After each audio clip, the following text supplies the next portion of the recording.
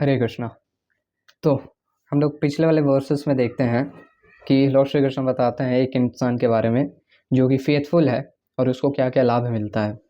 फिर दूसरे वर्स में हम लोग देखते हैं वर्स 40 में कि एक इंसान फेथलेस है जो कि डाउटफुल है और उसका क्या क्या हानि होता है। और बहुत ज़्यादा हेवी वर्स बोले थे। फिर उस हेवी वर्स के बाद हम लोग के अंदर ऐसा रिफ्लेक्शन आ सकता है ओबियसली कि कैसे हम लोग अपने अंदर का भी जो फेथलेसनेस है उसको रिमूव करें, कैसे हम लोग भी फेथफुल हो सकते हैं। तो वो चीज़ लॉर्ड श्री कृष्णा इस वाले वर्स 41 में बताने वाले हैं। तो देखते हैं ये वाला वर्स 49 गोes लाइक दिस। योग संन्यस्त कर्माणं ज्ञान संचिन्न संशयम् आत्मवन्तं न कर्माणि निबध्नन्ति धनंजय। तो यहाँ पे लॉर्ड श्री कृष्णा बोले योग, जो इंसान one who acts in devotional service, जो इंसान एंगेज्ड है भक्ति में, जो एक इंसान डिवोशनल सर्विस में एंगेज्ड है, और संन्यस्त कर्माणम, जो इंसान गिव अप कर दिया है अपने वर्क के रिजल्ट्स को, तो संशयम, उसका जो डाउट्स रहता है, ज्ञान संचिन्न, वो संचिन्न डिस्ट्रॉय हो जाता है बाय ज्ञान, ट्रांसेंडेंटल नॉलेज।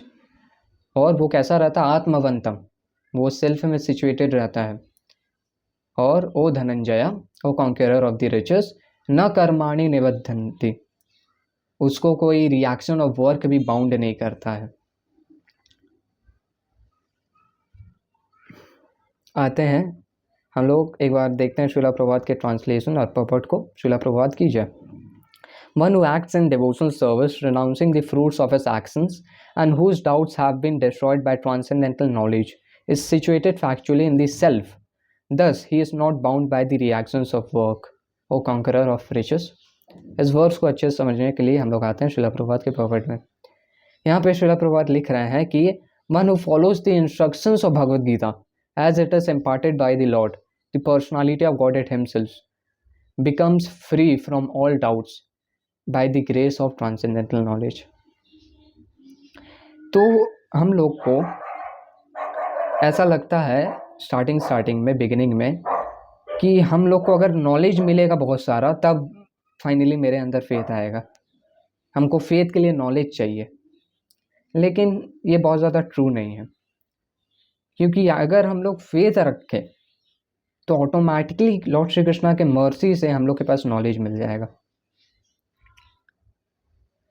लोगों का ऐसा ये क्वेश्चन रहता है कि भाई ये सब कौन देखा है।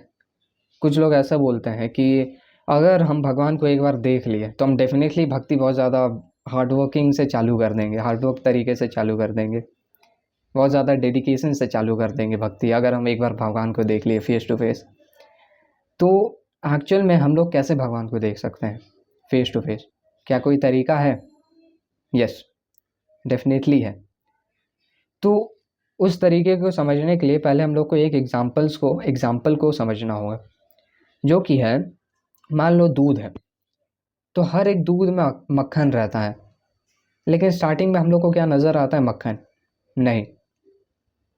लेकिन जब उस दूध को हम लोग फेंटना चालू करते हैं तब झांझ जैसा उसके सरफेस में मक्खन आना चालू होता है।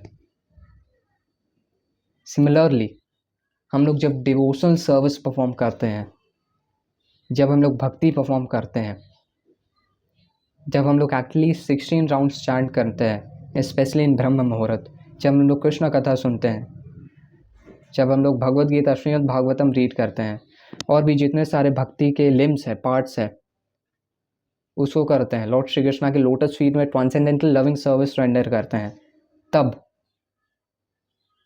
हम लोग by the mercy of Krishna Lord Shri Krishna को फेस टू फेस देख पाते हैं। This is the method. और जब हम लोग डिवोशनल सर्विस को परफॉर्म करें तो ऐसा हम लोग को नहीं करना चाहिए कि डिवोशनल सर्विस में ही हम लोग डाउटफुल हो जाएं। ये जो श्रद्धा वर्ड है, ये जो फेथ वर्ड है, इसका मतलब क्या हुआ? हम लोग फेथ रखें, हम लोग ट्रस्ट रखें। तो जब हम लोग डिवोशनल सर्विस को परफॉर्म करते हैं तो ऐसा नहीं है कि हम लोग डाउटफुल हो जाए, हम लोग जब स्क्रिप्चर्स रीड करते हैं, ओवरऑल जब हम लोग डिवोशनल सर्विस परफॉर्म करते हैं, तो हम लोग को फेथफुली फेथ रखना है, श्रद्धा रखना है और सिंसियरली हम लोग को डिवोशनल सर्विस परफॉर्म करना है। और फिर लॉर्ड श्री कृष्णा के मर्सी से हम लोग को फेथ मिलता है। एक्चुअली हम लोग के अंदर फेथ है, लेकिन उसमें से डस्ट रिमूव होता है लॉर्ड श्री कृष्णा के मर्सी से। एक्चुअल में हम लोग को लॉर्ड श्री कृष्णा ये अपॉर्चुनिटी देता है इस मटीरियल वर्ल्ड में फेथ रखने के लिए। लॉर्ड श्री कृष्णा चाहते हैं, और ये हम लोग के लिए अच्छे के लिए है, ताकि हम लोग फेथ रखें लॉर्ड श्री कृष्णा पे। और लॉर्ड श्री कृष्णा हम लोग को ये अपॉर्चुनिटी देते हैं। हम लोग सम हाउ और अदर इस मटीरियल वर्ल्ड में आ गए हैं because of lording it over. ऐसा हम लोग के अंदर प्रोपेंसिटी था कि हम लोग लॉर्ड इट ओवर कर पाए खुद से। सर्वेंट हम लोग को नहीं रहना, हम लोग को लॉर्ड इट ओवर करना है। इस प्रोपेंसिटी के कारण हम लोग इस मटीरियल वर्ल्ड में आए हैं।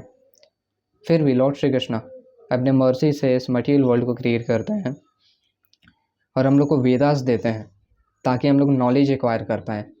लॉर्ड श्री कृष्णा इस मटीरियल वर्ल्ड में अर्च विग्रह के फॉर्म में प्रेजेंट रहते हैं, अपने आप को एक्सपैंड करते हैं बाय इस इंटरनल पोटेंसी, और अर्च विग्रह का फॉर्म में प्रेजेंट रहते हैं which is non different from Lord himself.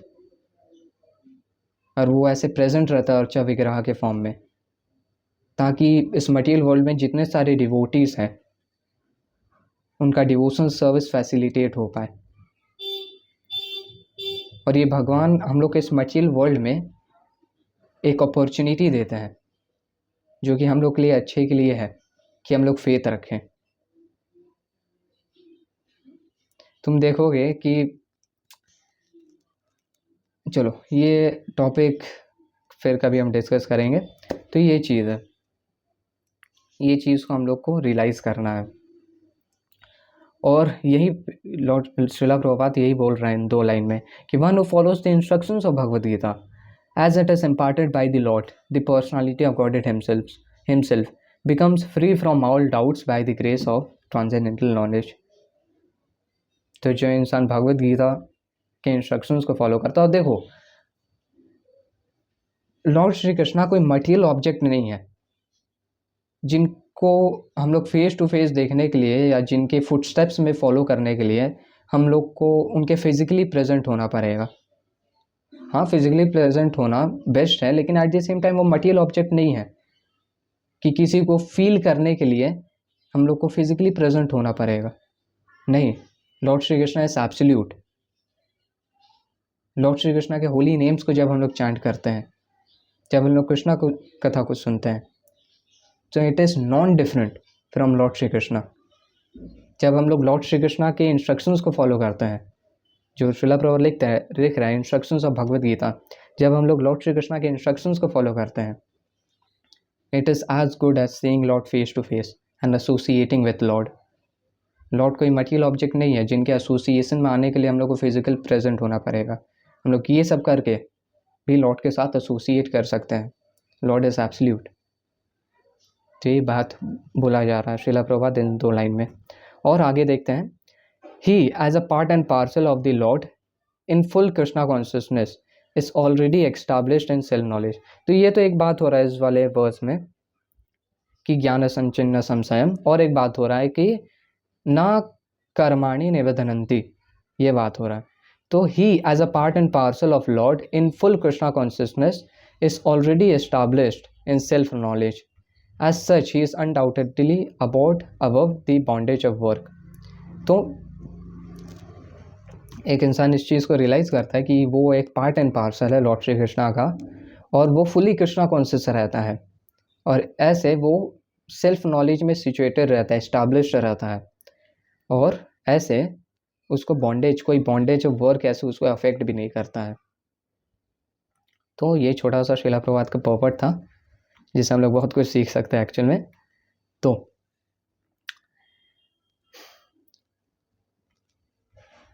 Rap करेंगे इस वाले वीडियो को एक बार फिर से वर्स के रिवीजन के साथ। योगसंन्यस्तकर्माणं ज्ञानसंच्छिन्न संशयम् आत्मवन्तं न कर्माणि निबध्नन्ति धनञ्जय।